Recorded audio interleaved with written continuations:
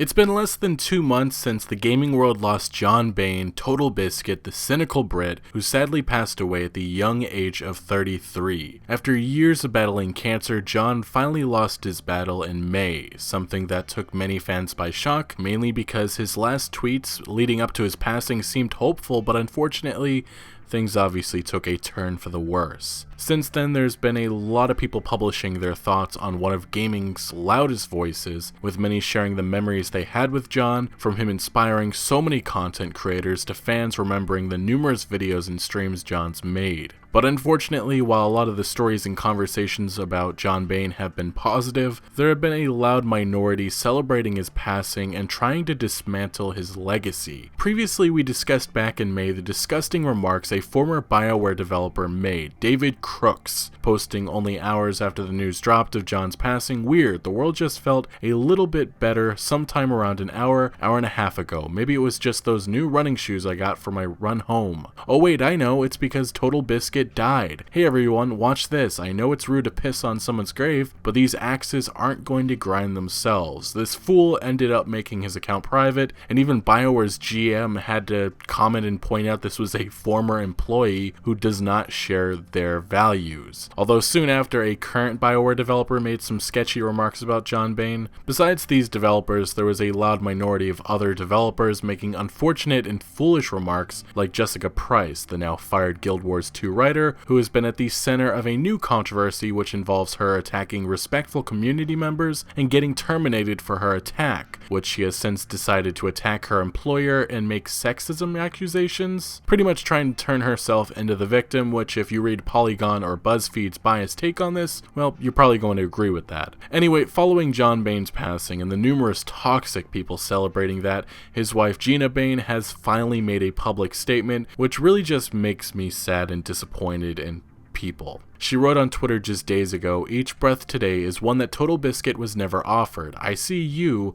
I don't care about your friends, family, or following. I see only you. I wept not for my husband, but for humanity when strangers celebrated his death. Now I grieve for compassion as his legacy burns." Now, Genna was actually responding indirectly to a recent Forbes hit piece article, that's what it exactly is, that I advise you do not click and read because that's probably the only reason why it was written in the first place. It's titled TotalBiscuit's Legacy and the Collateral Damage of Gamergate, and it's pretty much one-sided trash and just horrible in general. Not all of it's bad, but it's quite the article. The author attacks John's role in Gamergate, making a very big point of his role in that mess. And well, here's some notable comments this Forbes contributor wrote. "For someone so savvy at digital media preceding this incident, Bain's involvement with Gamergate in 2014 can only be explained as a lapse in judgment. Up until that point, he hadn't yet been duped by any fake news campaigns perpetuated by organized online trolls. His media literacy was higher than most, but in the end,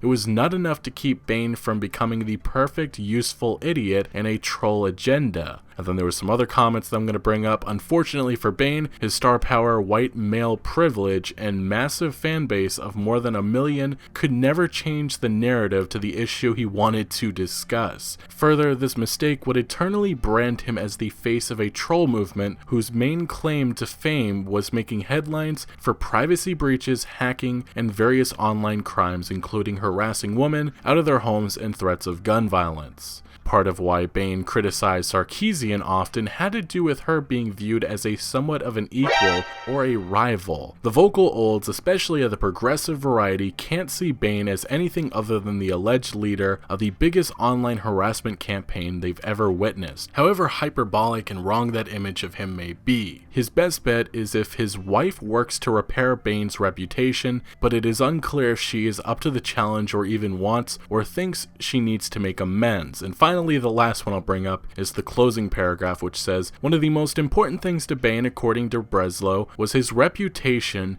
and that his audience trusted him, making it all the more tragic if Bain is remembered more for sharing fake news and inadvertently legitimizing a harassment campaign. Clearly, Bain didn't do enough for atone for his perceived Gamergate sins, and if there is a lesson in all of this, it's that one must make peace and settle any internet beef you have with feminists while you're still living. History is written by the victors after all."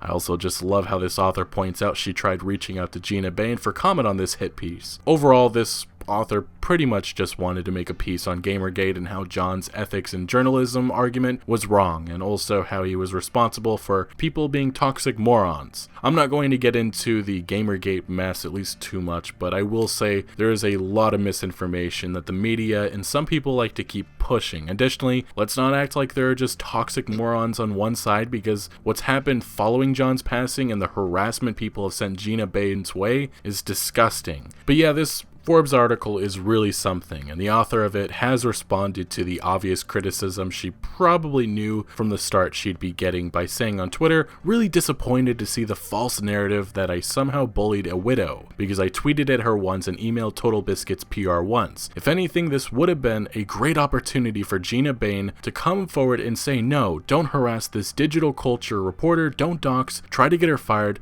That's not what my husband stood for. I don't want harassment associated with my husband's brand." She would also add another Twitter thread. "Only valid criticism so far is that I was too soft on Bain. I agree with this." So I have a lot I could say, but I'm just gonna finish this video by saying be better, ignore classless, ignorant trolls like this author, and support Genna Bain, who unfortunately has to deal with people like this who will continue to try and destroy TotalBiscuit's legacy. Actually, one thing I will say for the author, please get help. I'm honestly just shocked by how delusional you are. I'm at a loss of words, honestly. Just wow.